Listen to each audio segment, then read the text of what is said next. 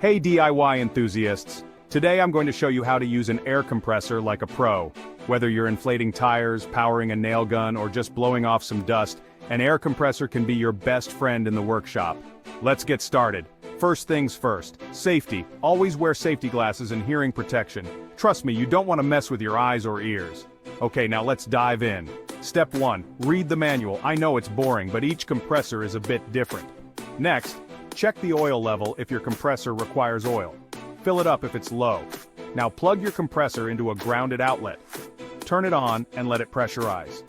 You'll hear the motor start and the tank filling with air. It might take a few minutes, so be patient. Once it's pressurized, adjust the pressure regulator to your desired PSI.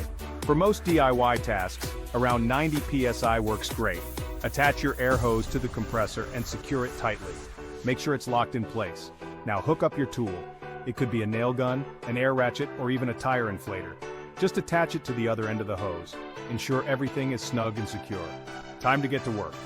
With the tool connected, you're ready to tackle your project. Keep an eye on the pressure gauge to ensure it stays within the safe range. If it drops, the compressor will kick back on to repressurize. When you're done, turn off the compressor and unplug it. Release any remaining pressure by pulling the safety valve. Always store your air compressor in a clean, dry place. And that's it. Using an air compressor is easier than you think. With these tips, you'll be handling it like a pro in no time. Thanks for watching. Don't forget to like, comment, and subscribe for more DIY tips and tricks. See you next time.